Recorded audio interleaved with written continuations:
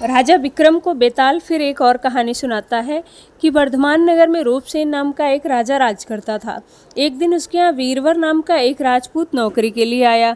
राजा ने उससे पूछा कि उसे खर्च के लिए क्या चाहिए, तो उसने जवाब दिया 1000 तोला सोना। सुनकर सबको बड़ा आश्चर्य हुआ। राजा ने पूछा तुम्हारे साथ कौन कौन है, तो उसने जवाब दिया कि मेरी पत्नी, बेटा और बेटी।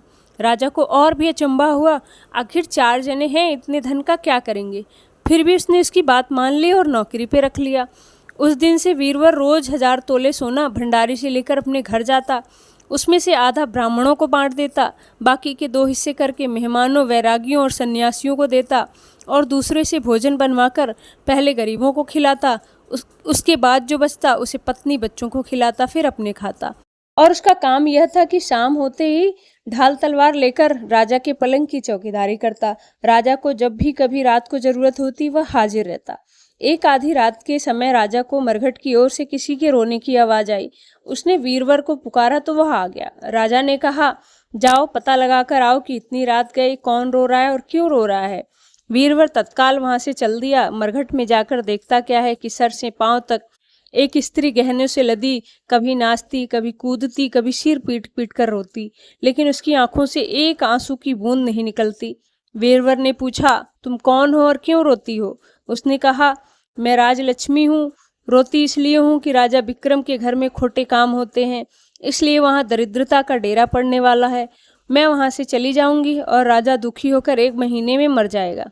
सुनकर वीरवर ने पूछा इससे बचने का कोई उपाय। स्त्री बोली हाँ है, यहाँ से पूरब में 1 योजन पर एक देवी का मंदिर है।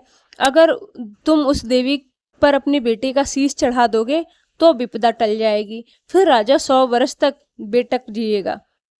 वीरवर घर आया और अपनी स्त्री को जगाकर सब हाल कहा। स्त्री ने बेटे को जगाया, बेटा भी जाग गया। जब बालक ने बात सुनी तो वह खुश होकर बोला आप मेरा शीश काट कर जरूर चढ़ा दें।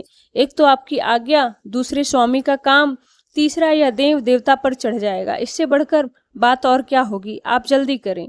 वीरवर ने अपनी स्त्री से कहा अब तुम बताओ। स्त्री बोली स्त्री का धर्म पति की सेवा करने में है निदान। चारों जने देवी के मंदिर में पहुंचे। वीरवर ने हाथ जोड़कर कहा हे देवी, मैं अपनी बेटी की बलि देता हूँ, मेरे राजा की 100 वर्ष की उम्र हो। इतना कहकर उसने इतने जोर से खंडा मारा कि लड़के का शीश धड़ से अलग हो गया। भाई का यह हाल देखकर बहन बेबी खांडे से अपना सिर अलग कर डाला। बेटा बेटी चले गए तो दुखी माँ ने भी यही रास्ता पकड़ा और अपनी गर्दन काट दी। वीरवर ने सोचा कि घर में कोई नहीं रहा तो मैं ही जीकर क्या करूंगा। उसने भी अपना सिर काट डाला। राजा को जब यह मालूम हुआ तो वह वहां आया और उसे बड़ा दुख हुआ। उसके लिए 4 प्राणियों की जान चली गई। वह सोचने लगा कि ऐसा राज करने से धिक्कार है। यह सोच उसने तलवार उठा ली और जैसे ही अपना सिर काटने के हुआ, देवी ने प्रकट होकर उसका हाथ पकड़ लिया। बोली राजन, मैं तेरे साहस से प्रसन्न हूँ, तो जो वर मांगेगा मैं दूंगी। राजा ने कहा देवी तुम प्रसन्न हो तो इन 4 को जिंदा कर दो। देवी ने अमृत छिड़क कर उन 4 को फिर से जिंदा कर दिया। इतना कहकर बेताल बोला राजा बताओ कि सबसे ज्यादा पुण्य किसका हुआ। राजा बोला राजा का। बेताल ने पूछा क्यों। राजा ने कहा इसलिए कि स्वामी के लिए चाकर का प्राण देना धर्म है, लेकिन चाकर के लिए राजा का राजपाट छोड़ देना, जान को तिनके के समान समझकर देने के लिए तैयार हो जाना बहुत बड़ी बात है। यह सुन बेताल गायब हो गया और पेड़ पर जा लटका। बेचारा राजा दौड़ा दौड़ा वहां पहुंचा, फिर उसे पकड़कर लाया तो बेताल ने चौथी कहानी कही।